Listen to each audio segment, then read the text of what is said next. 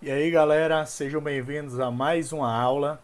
E hoje nós vamos falar sobre o Império Bizantino e o mundo islâmico, tá bom? Então, vem comigo. Bom, como falei a vocês, hoje nós vamos falar sobre o Império Bizantino e Islâmico e o mundo islâmico, tá bom? Então, vamos começar. Então, vocês já viram que o Império Bizantino, na verdade, ele é um antigo Império Romano do Oriente. Lembra que houve a separação do Império Romano do Ocidente e o Império Romano do Oriente, para que não houvesse a queda do total império quando começam as invasões dos povos bárbaros. Então era a maneira de sobreviver o Império Romano. Então, a capital era Constantinopla, na época do Império Romano do Oriente, e vira Bizância atual Istambul, porque o Império Romano do Oriente é onde hoje fica a Turquia, tá bom? Que não foi dizimada pelos bárbaros no século V, como foi o Império Romano do Ocidente, certo? E perdurou até 1453, quando foi conquistada pelos turcos otomanos, ou seja, eles resistiram praticamente 1000 anos a essas tentativas de invasão por parte dos turcos, certo? Então, mais de 1000 anos depois da queda do Império Romano do Ocidente é que eles foram cair. Então, ó, quais são as características? Eles mantiveram essa característica comercial e urbana, um poder centralizado com forte controle sobre a economia e expansão militar. E outra coisa muito importante é a defesa, que Constantinopla, tá, o Império Bizantino, fica numa península. Então sua defesa ficava mais fácil porque está praticamente toda cercada por mar e por terra. É uma pequena faixa de terra. Então sua defesa, sua localização era extremamente estratégica do ponto de vista militar e do ponto de vista comercial também, tá? Por quê? Porque você via ali de um entreposto comercial entre o Oriente e o Ocidente. Inclusive sobre isso é muito importante, tá? Tem um filme Cruzadas, eu não sei se vocês já assistiram, mas se não assistiram, eu recomendo, que fala um pouco justamente dessa passagem de alguns cristãos lá por Constantinopla. Vale a pena vocês verem para entender o contexto dessas ações, esse contexto histórico ali. Bom, parte das terras pertencia ao Estado e as outras se concentravam nas mãos da aristocracia, concentração fundiária, vai ser semelhante ao que acontece na Europa durante a Idade Média. Então eles vão viver uma Idade Média, mas uma Idade Média diferente, certo? Muito mais intensa, sem feudos, tá? Vai estar nas mãos desses grupos, dessa aristocracia, mas não vão ser feudos diferentes do que acontece na Europa. E a riqueza básica do Estado era o comércio, beneficiado pela localização, ligando o Oriente ao Ocidente, como eu falei para vocês. Então vira esse entreposto comercial. Inclusive, certo? Dentro de Constantinopla viviam muitos muçulmanos, tá? Como vocês podem ver lá no filme Cruzadas. Então eles não eram inimigos de todos os muçulmanos, mas sim de alguns povos específicos, no caso dos turcos otomanos. Bom, Justiniano é o período do apogeu do Império Bizantino, certo? É o período de reconquista, onde ele retoma as regiões do norte da África e o ocidente europeu ocupadas por germânicos. Então ele começa a expansão defendendo também dos bárbaros lá na Europa.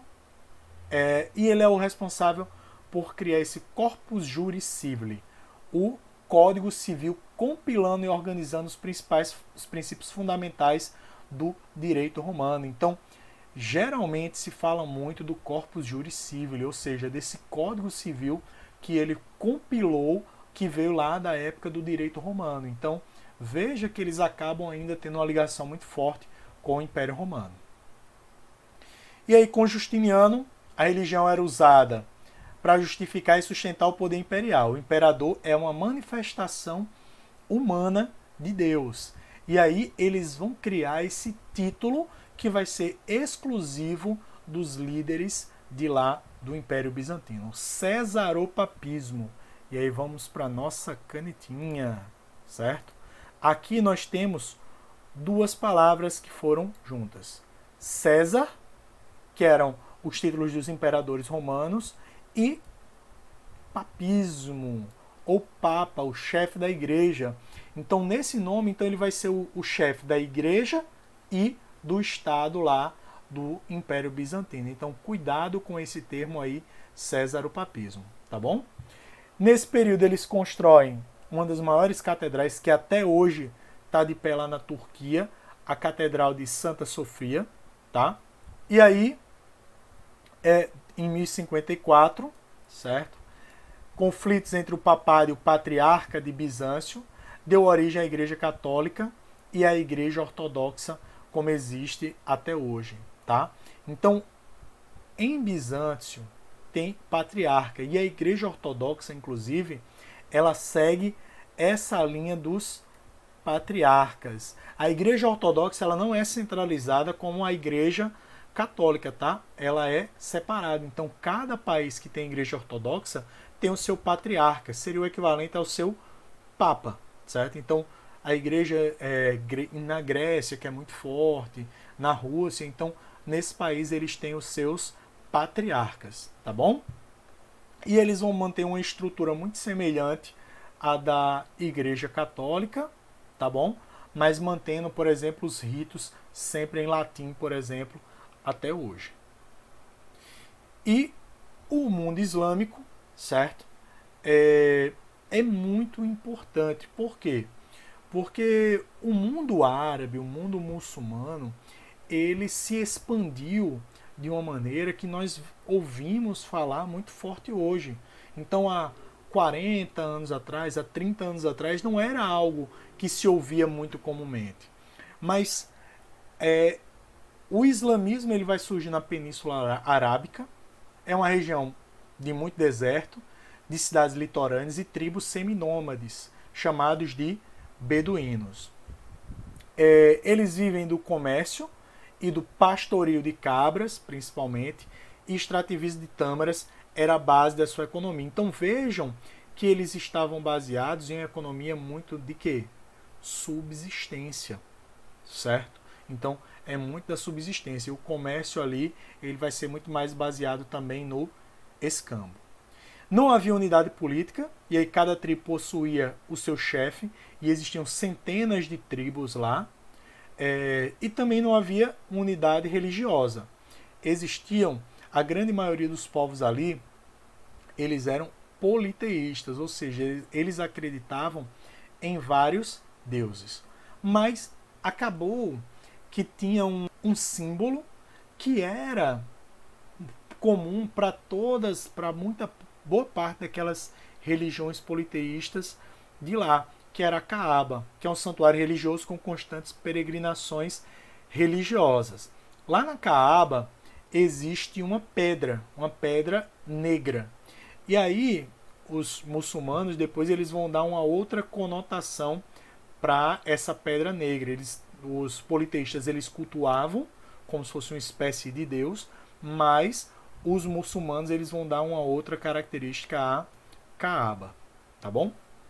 Então, ó, o islamismo ele tem origem com influência do judaísmo e do cristianismo. Inclusive, Maomé considera, por exemplo, Cristo um profeta, não tão importante como Maomé. Por quê? Porque Maomé deixa escritos e Jesus não deixa. O que se tem sobre Jesus foram coisas que foram escritas por outras pessoas, tá? Mas eles têm um respeito muito grande por Jesus, por Maria, enfim. E a influência também do judaísmo, tá? Tanto que ele diz que quando vai escrever o Alcorão, ele foi influenciado pelo anjo Gabriel, tá? O anjo Gabriel trouxe as mensagens de Deus para ele, o mesmo que anuncia lá a Maria, tal, que ela está grávida, enfim. E do judaísmo, coisas como não comer porco, enfim. Então eles têm umas características muito semelhantes, apesar de hoje serem praticamente inimigos mortais, tá bom? Eles estabelecem um monoteísmo, e isso foi importante, esse monoteísmo, para que houvesse a unidade, tá? E aí, ó, o período da Hégira, em 622, que é quando ocorre essa conversão da Arábia, o apoio da elite de Yatreb, que era a cidade que para enfraquecer Meca, Yatreb que vai virar Medina, certo? E a Guerra Santa ou Jihad. Todo islâmico deve levar adiante sua fé, mesmo que para isso seja necessário o uso da força. O resultado, a unidade nacional e política centrada na religião, como é muito forte. E eles têm um costume muito forte. Os muçulmanos, eles têm essa característica muito forte. E falando, por exemplo, da Kaaba, certo? A Kaaba, o Maomé, ele vai dar uma outra roupagem. Ele vai dizer que aquilo foi uma pedra que caiu dos céus e ficou negra porque ela absorveu os pecados da humanidade. Então veja que nisso aí ele vai ter uma influência do cristianismo e do judaísmo. Por quê? Porque o judaísmo dizia que viria um Messias para limpar, expurgar os pecados da terra. E o cristianismo acredita que Jesus foi o responsável por isso. Os muçulmanos, eles rezam lá 5 vezes por dia, sempre voltados para Meca, tá? Que é uma das cidades sagradas, Meca, Medina e Jerusalém. Então são as 3 principais cidades sagradas para os muçulmanos. Outra característica, os muçulmanos, os homens podem casar com várias mulheres, desde que eles possam sustentá-las da mesma maneira, tá? Outra característica é a cobertura dos cabelos, que também existe no judaísmo, certo? As mulheres muçulmanas, a partir do momento que elas menstruam, elas passam a cobrir o cabelo com o hijab, ou nos grupos mais rígidos, eles usam a burca, que é aquela roupa que cobre elas por inteiro, tá? O judaísmo também tem isso. As mulheres casadas, elas não podem mostrar o cabelo. Então vejam que existem algumas semelhanças aí. E os muçulmanos, assim como católicos, como protestantes, eles se dividem em vários ramos. Então você vai ter os básicos, que são os xiitas e os sunitas. Os xiitas são aqueles que defendem que a continuidade do islamismo ele vem a partir dos descendentes do profeta, tá? E os sunitas que defendem que não, que eles não acreditavam, né? Porque quem vai é um genro de Maomé que vai dar continuidade, e eles acreditam que ele não é uma pessoa iluminada por Deus, e por isso eles seguem as sunas, os escritos que estão. E aí depois você já vai ter os grupos como tem o Estado Islâmico, que já vai ter que são chamados salafitas, enfim. Então tem uma série de outros grupos por trás do islamismo, tá bom? Então, isso aí é para nos contextualizar, certo? Para que a gente possa entender esse processo da expansão islâmica. Então, ó, a ruralização da economia lá na Europa, tá? A agricultura de subsistência e o declínio do comércio passou a ser definitivo. O domínio árabe sobre o Mediterrâneo foi a última peça de montagem do feudalismo. Então eles dominam ali o Mediterrâneo e dizem, ó, ninguém comercializa mais por aqui. Eles dominam boa parte da Península Ibérica por cerca de 800 anos, tá? E ali por volta de 1200, mais ou menos, é que começa a Guerra de Reconquista na Península Ibérica, primeiro Portugal e depois Espanha, tá bom?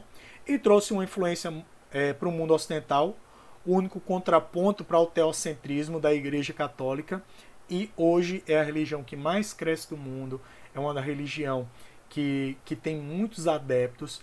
Aqui na Paraíba nós não percebemos tanto, mas se você sai da Paraíba, basta ir para Recife, Fortaleza, você já vê uma comunidade islâmica, uma comunidade muçulmana muito forte, tá bom? Então, galera, eu vou liberar as atividades do SAI para vocês, certo? E realizem as atividades do livro. Um abraço, se cuidem e até a próxima.